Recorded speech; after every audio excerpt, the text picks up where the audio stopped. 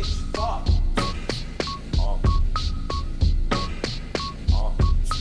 The iPod has always been a fascinating device to me. It wasn't the first MP3 player, it was never truly the best MP3 player, but it was massively successful to the point where only Apple themselves were able to overtake it, and its reign for the most part only really existed for a little less than a decade. It's one of the last devices I think we'll ever see get replaced. We don't think about it, but for the last 15 or so years, we've just been improving upon what we already have. There will never be another iPhone-like moment again, where a whole product category sorta just loses its purpose overnight. Despite that, the iPod has been able to stick around in this strange limbo state, fully supported and usable in modern day. You can buy one of these, use it on your modern computer, purchase modern music, and use it no problem, which I find really admirable. So today, I'm going to dive into the full iPod experience, all the ins and outs of owning these things in current year. So if you're interested, strap in, cause it's kind of a lot, I'm not gonna lie.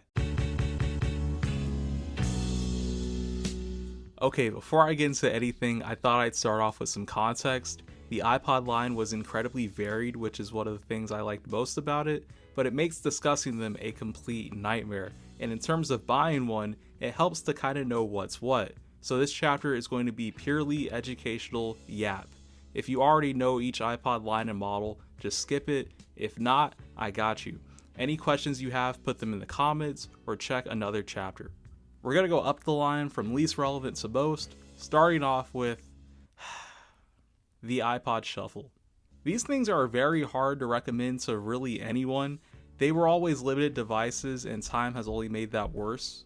I have the 3rd generation iPod Shuffle, aka the worst iPod. It has no buttons, as you can see. It only works with very specific pairs of headphones. Not even modern Apple headphones work with it, which is just a special type of insanity.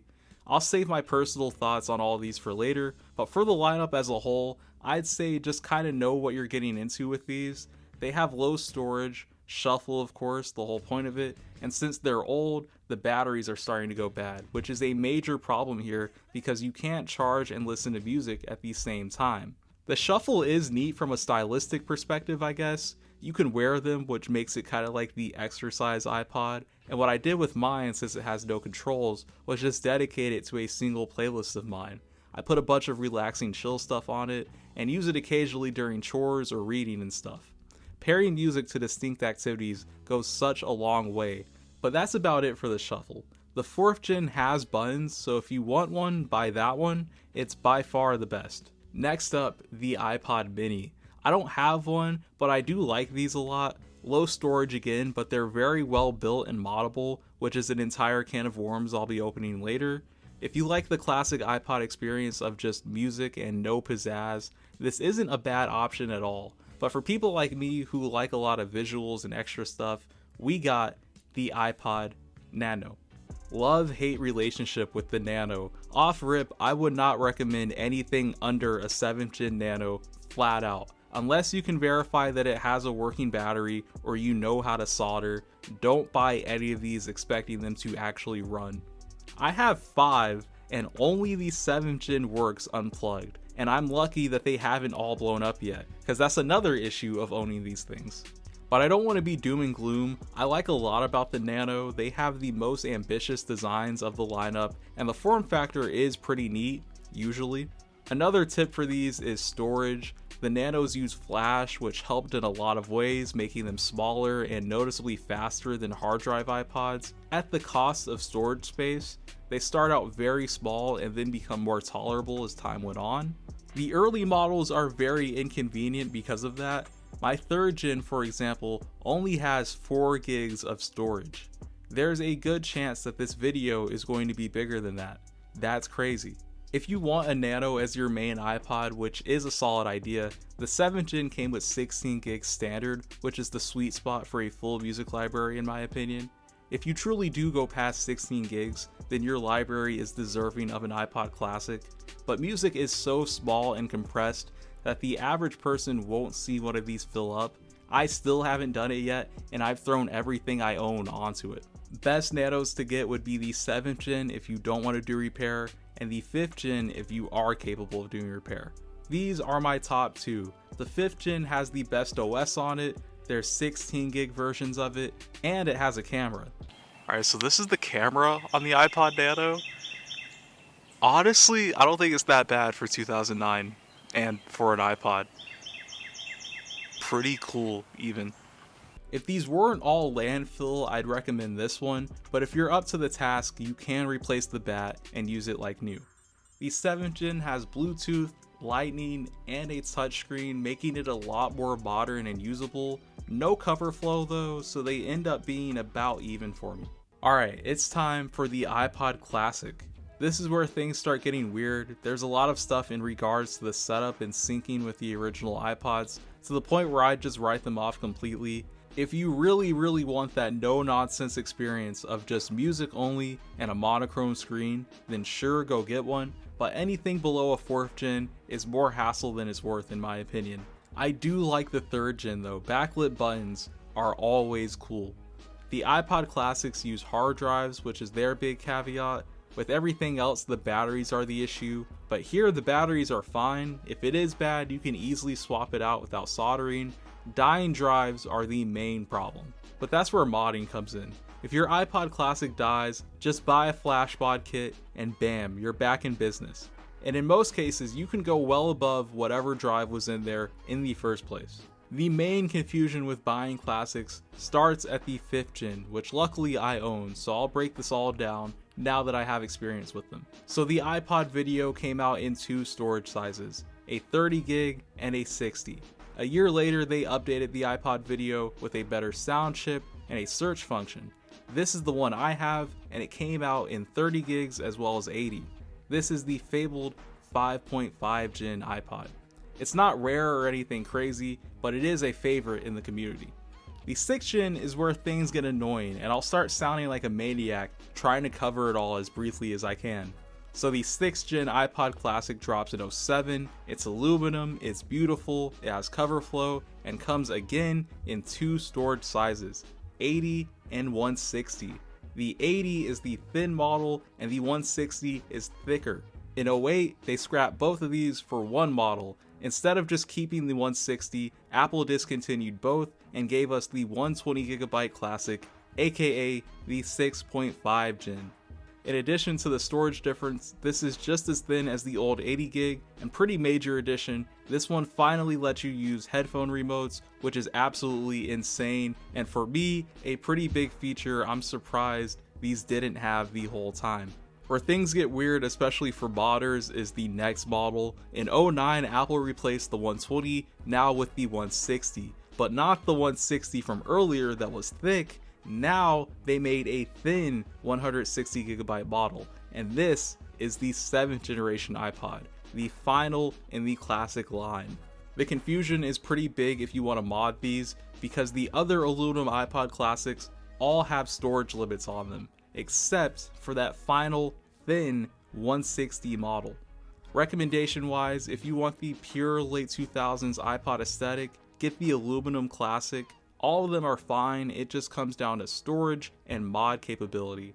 But if you want a simple old school iPod, get an 80 gig 5th gen, it has the old OS with a solid amount of storage, or again, just bought it. Lastly, the iPod Touch. I'm not a big fan of these. The iPod Touch, in my eyes, kind of took away the heart and soul of the iPod, which was a shame because in every way, they are better and more practical to use than these ever were. But just by having iOS, they are designed to be limited, cheaper iPhones, which isn't an iPod. It's supposed to be a music player.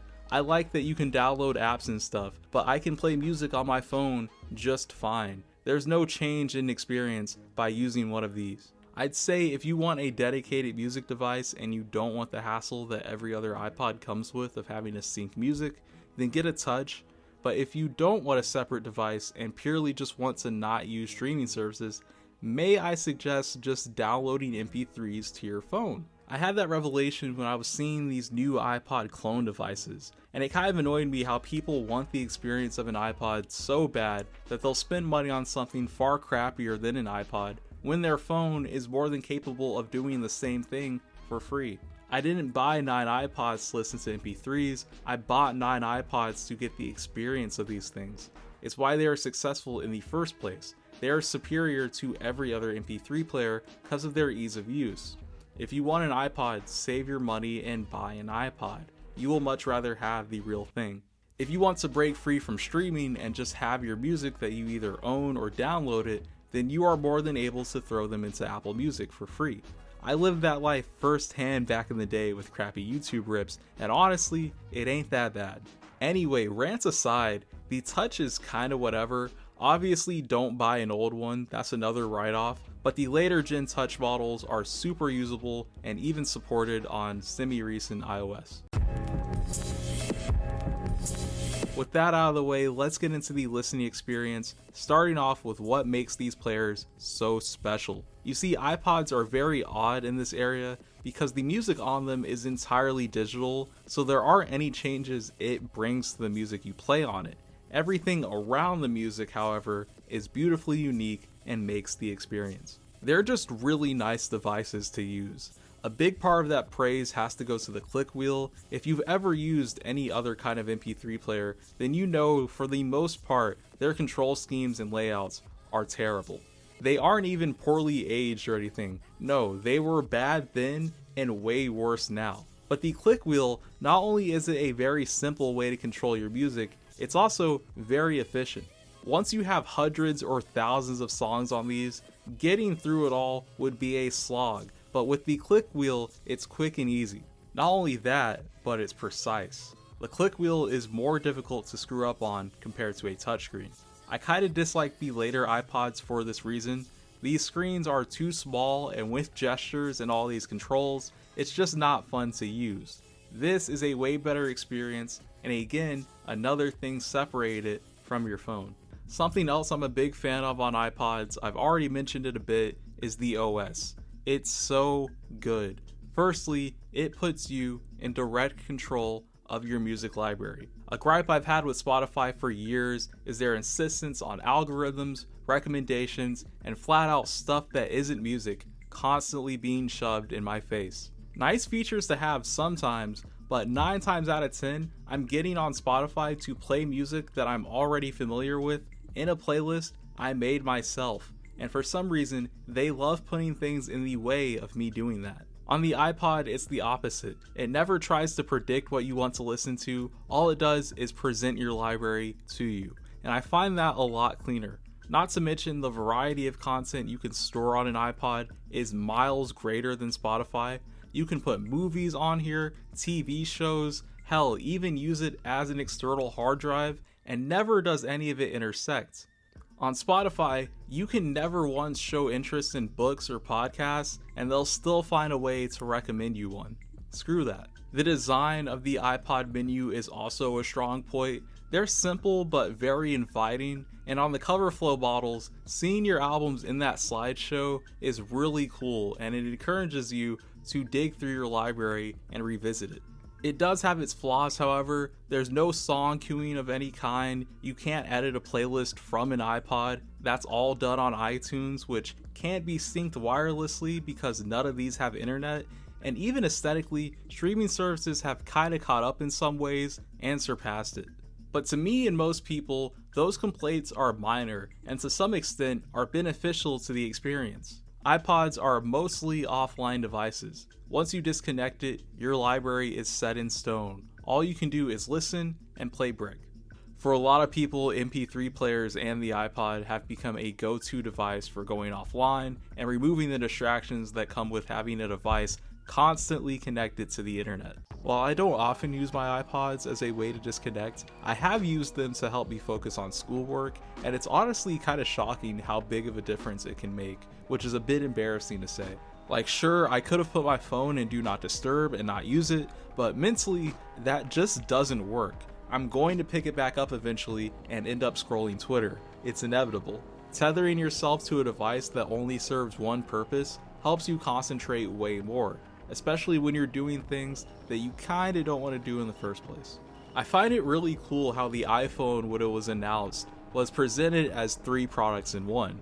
It was an iPod and a phone and an internet device. But as time goes on, we've seen that all-in-one mentality kinda lose its luster, and people going back to using dedicated devices more. A way that using iPods in conjunction with my phone has really benefited me is with filming. When I have to get footage for the channel, I use my phone since it's my only camera. So while filming, I can't really do anything on it like listen to music.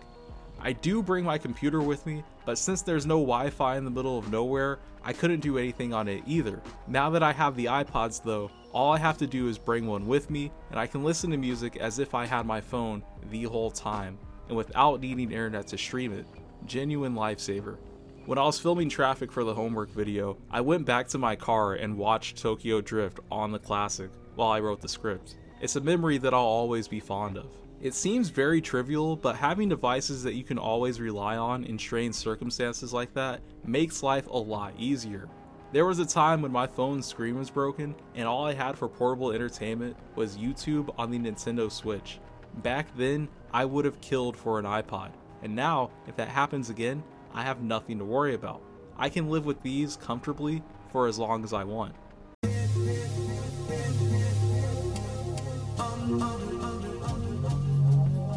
Next, I want to talk about how I got these things and why I decided to get them. Similar to vinyl, there was a long time where even though I liked the idea of having an iPod, I felt that there was no use for it. This was a couple of years before my collector brain kicked in, so even though I liked the idea, I let it pass. That was until late last year. I don't know what came over me, but somehow I ended up craving an iPod. I was watching all these collection videos, and the quirks of each model really started making me curious. It was very weird. So I went out looking for the iPod everybody wants, the 7th gen classic. And that was when I got hit with the fact that, oh yeah, iPods are dumb expensive, something that I had forgot from the last time I fixated on them. So with that kinda bumming me out, I made it my mission to not just find a good deal on one iPod, but find a good deal on several iPods, and stick it to the nostalgia bait market and their overpriced listings of things I want. So after about a week of camping on eBay, bidding on every lot I could trying to score a lowball, I finally found a lot that was abandoned in the depths of eBay. 9 iPods, 1 bid, and it was $100. It was way too good to be true, so I messaged the seller, asked them if they worked. He said they did, but some of them don't run very long on the battery. That was kind of a lie, but whatever. I won it, and bam, that's how I got them. It hasn't been all smooth sailing, of course. This lot was a really good deal. I do want to stress that. iPod prices are so high that with everything I'm about to tell you, I could sell these and make profit. Not to mention the absurd amount of chargers I got, which was cool. But these iPods, for the most part, were junk when I got them, which means even though I got a deal, I gotta spend just a little bit more fixing them. Yippee. I've been touching on the fact that most of my Nanos have bad batteries, and if you were looking closely at the eBay picture, you saw that there were originally 2 5th gen Nanos in the auction, and here I only have 1. So where's the other one at? Is it off screen? No, the battery expanded the moment I plugged it in. It's gone. The only silver lining with this is that it was an 8 gig and the working one is a 16 gig. So all things considered, I still have the better Nano, but I still lost an iPod, and that's like losing a son. So in total, from the original lot, just to sum it up, I had 3 fully working iPods. The Shuffle somehow, the iPod Video, which is built like a tank, and the 7th gen Nano. If my luck couldn't be any worse, the iPod Classic that I had basically bought all these other ones for had the worst possible issue an iPod could have: a broken motherboard. Dude, what the hell? From the outside, you can't tell anything is wrong with it, but when you plug the headphones in, you get straight corrupted audio. I thought the port was broken, but no, there was corrosion on the motherboard. Thing was completely fried, so that's why I have this one. The parts between the aluminum iPods are interchangeable, so instead of buying a motherboard for $100, I bought a whole nother pod for $90. This is what I mean by iPod prices are ridiculous. This was $90. Thing has a giant dent right where the hard drive is, and a Cashy sticker on top of that. Be for real.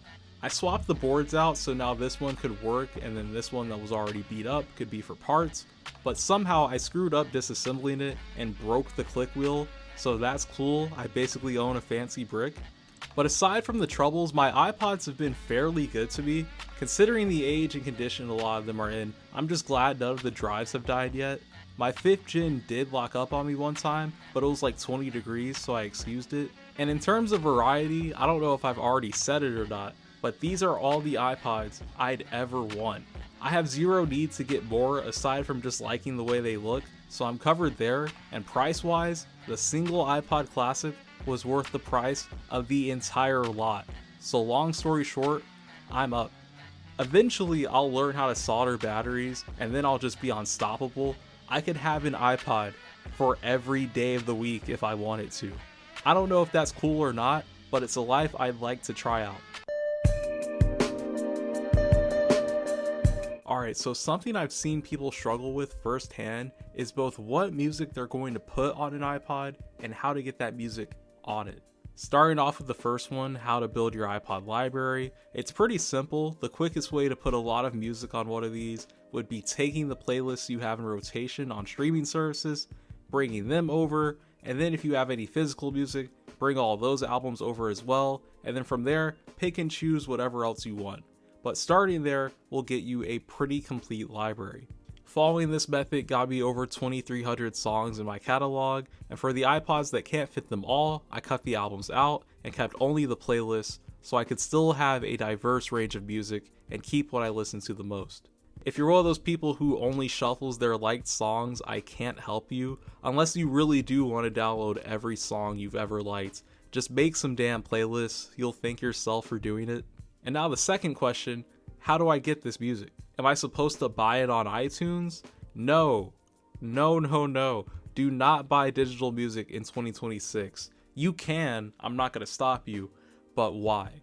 Luckily, there are a few, not a lot, but a few ways for you to take your streaming library and download MP3s of them. Since I use Spotify, everything I say will pertain to it, but you can find alternatives for different services. For the record, this is all against TOS. If you're worried about getting banned, take the precautions you have available to you. It is something that's rare, but a valid thing to fear. In my time of downloading music, I've used 3 methods of pulling music from streaming, and they were on 3 levels of difficulty. The first one was very easy, downloading songs straight from an unnamed website. It's reliable but insanely slow since you have to download tracks one by one. The second was more standard. It was an app that you connect your streaming account to, and then it just downloads whatever you give it, full playlists, albums, whatever. And then the final one was basically the same function-wise, but instead of it being a fancy app, it was a straight up terminal prompt, which isn't fun to use. So if I had to pick, I'd pick the second option, but as of me writing this, only the first one is still working. I'm not sure if they went down for real or if something happened on my end. Again, this is super risky to do. There is a strong chance I got IP banned, so maybe use a VPN if you pick those options, but having the website download isn't bad as a last resort.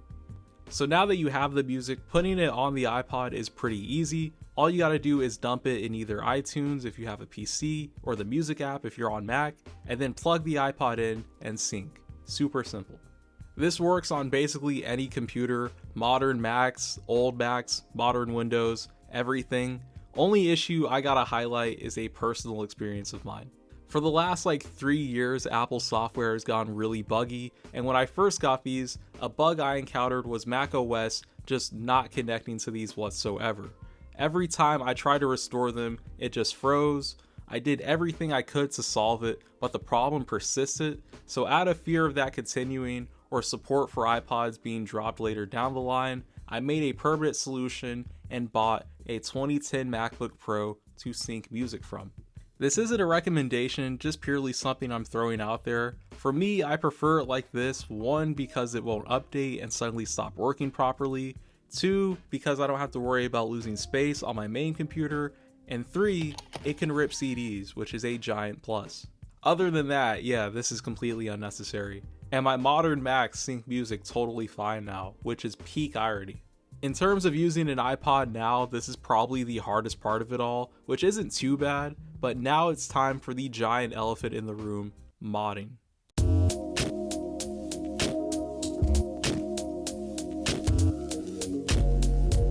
The iPod modding community is something I'm highly fascinated by. You can replace and upgrade nearly every single part on an iPod and turn it into your very own one-of-one music player. Starting with the hardware mods, these are pretty well known, but to those unfamiliar, you can replace the iPod's internal hard drive with just about any kind of flash storage you want, SD cards, compact flash, and M.2 drives, allowing you to speed up the iPod, increase the storage, and extend the battery life, since there's no hard drive to power. Speaking of batteries, once you flash mod an iPod, you can also fill the space left over with a bigger battery, making it last weeks on a charge. All of this you can do without touching a single screw. Opening the iPod may be a bit difficult the first time, especially on the 6th and 7th gens, but patience will really help you with those, and the more they've been opened, the weaker the clips inside get, making it easier. Go slow and use a couple of these opening tools and it's not horrible. Going further, there's also the insane amount of customization you can do. Go on the iPod subreddit and you will see dozens of faceplate colors, custom click wheels, you can even get a custom back. The entire shell is yours to customize, and that is something you just don't see for many other products. They are either incredibly difficult to do or flat out don't have that kind of market. It doesn't stop there either. You can also replace the iPod's firmware through Rockbox, which has hundreds of themes to choose from. Not only do these look really cool, but they also give you the ability to play FLAC music on these, and you can transfer music straight to the drive without the need for iTunes. The only caveats with modding is that it's almost completely limited to the regular and mini lines. There are virtually no ways to do hardware mods on an iPod Nano, and software mods are few and far between. As you've been able to tell, none of my iPods are modded, and that's not because I'm uninterested in the scene, it's more just that I haven't gotten there in my journey with them yet.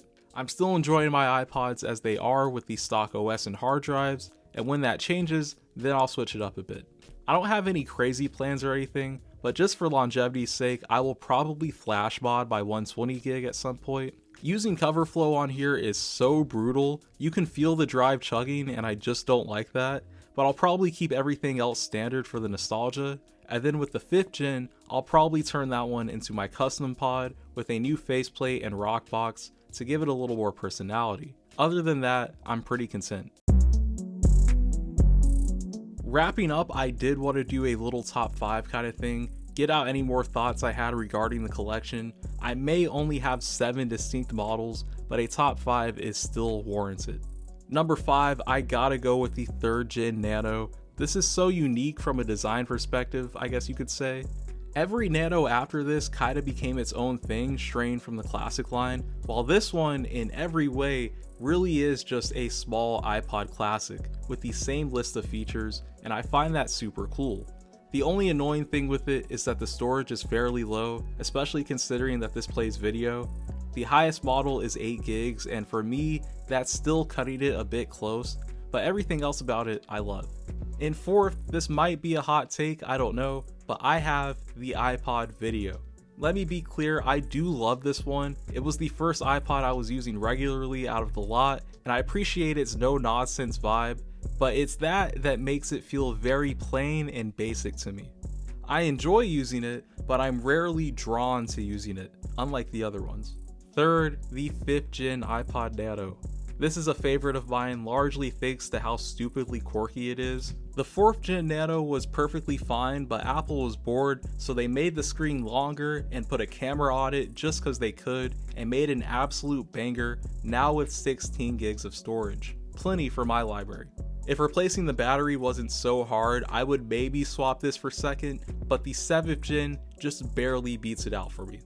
The 7th gen Nano was a perfect ending to the line. You can tell that an insane amount of work went into making this one. For example, the volume buttons on the side aren't just volume buttons, the middle is play pause and skips when you double click it. The exact same as Apple's headphone remotes. They didn't have to do any of that, those controls are already on the screen, but they did, and it's nice to have. When you put it next to its predecessors, you can see how it's basically a blend of the 5th and 6th generations, while also taking a lot of inspiration from the Touch, with Bluetooth support, Lightning, and its iOS style menu. It all ends up making a device that I don't even really see as an iPod Nano. In a lot of ways, besides storage of course, this is superior to the iPod Classic. As a music player, it's perfect, but as an iPod, it's very, very close. Number 1, I don't even have to say it, it's obvious by this point, the iPod Classic. This is here over the Nano, not just for its aesthetics, but of course its expandability. As much as I love the Nano, when its battery inevitably dies, it's gone. Opening it will most likely break it permanently. On the Classic, when its hard drive or battery dies, that's just the beginning. It's like the Toyota of MP3 players. 20 years old, and I'm barely breaking it in. I know a lot of people are wanting a new iPod Classic model, but when I use this, I understand why the line stopped here. Where really could the iPod Classic go without blurring into something it wasn't meant to be? The iPod Touch is the real continuation of the iPod's legacy, even though they are completely different from the old school models. So to me, the Classic is like the ultimate version of what the iPod name originally signified. So that's my top 5. Keep in mind this is a top 5 of what I own. I'd love to see how other people rank their iPod collection, or a better question, how many people watching this have an iPod collection? Seriously, I hope I'm not the only one with a problem here. Alright guys, that's it. If you're still watching this, thank you so much. Like the vinyl video I made way back when, I wanted there to be a video that goes over iPods as a hobby comprehensively and not just one aspect of the hobby, so hopefully you guys like it. If you did, follow my socials. I posted the iPod collection on Instagram months ago, so if I'm posting something there or on Twitter, there's a good chance I'm teasing a video. Hint hint, nudge nudge. I got a lot of cool stuff coming, so if you want to see more videos from me, like, subscribe, stay clouded, see ya.